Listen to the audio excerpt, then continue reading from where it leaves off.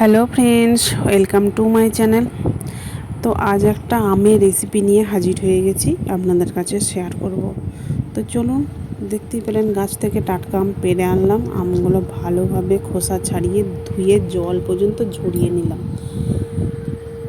এরপরে দেখুন আমগুলো একটা পাত্রে রাখলাম। এরপরে আমগুলোর ওজন ছিল 500, তো আমি এখানে 500 গ্রাম চিনি নিয়েছি। তো চিনি যদি মিষ্টির পরিমাণটা বাড়াতে চান তাহলে 700 বা 600 চিনি নিতে পারেন। এরপরে চিনিগুলো মাখিয়ে প্রায় 1 ঘন্টার মতো ঢাকা দিয়ে রেখে দেবো। দেখুন মাখানো হয়ে গেছে চিনিগুলো। এরপর ঢাকা দিয়ে 1 ঘন্টা রেখে দিলাম। 1 ঘন্টা পরে দেখুন চিনিগুলো প্রায় গলেই গেছে, দেখতেই পাচ্ছেন।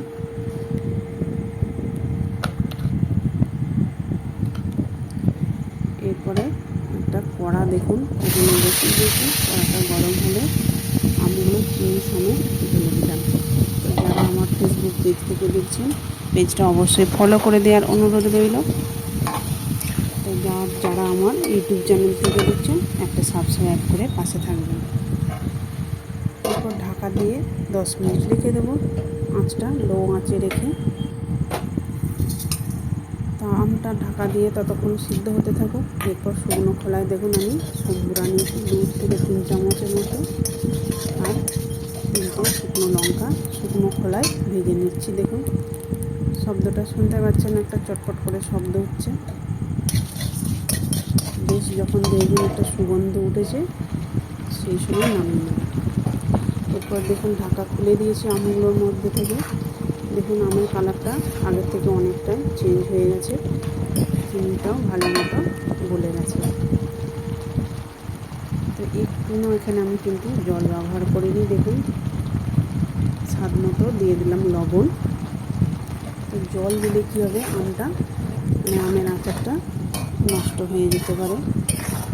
তো এইভাবে একবার অবশ্যই আপনারা বাড়িতে বানিয়ে দেখুন, কেমন হলো কমেন্ট করে জানাতে ভুলবেন না।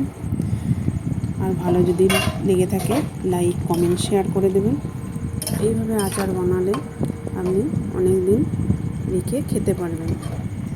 তো দেখতেই পাচ্ছেন আমগুলো কত সুন্দর সিদ্ধ হয়ে গেছে, অথচ সব কিন্তু গোটা গোটাই আছে, তো একদম গলে যায়নি।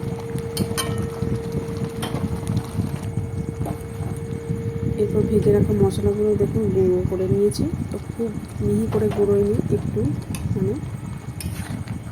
হালকা করে গুঁড়িয়ে নিয়েছি। এরপর ভাজা মশলাটা উপর থেকে ছড়িয়ে দিলাম। দেখুন কালারটা কত সুন্দর হয়েছে।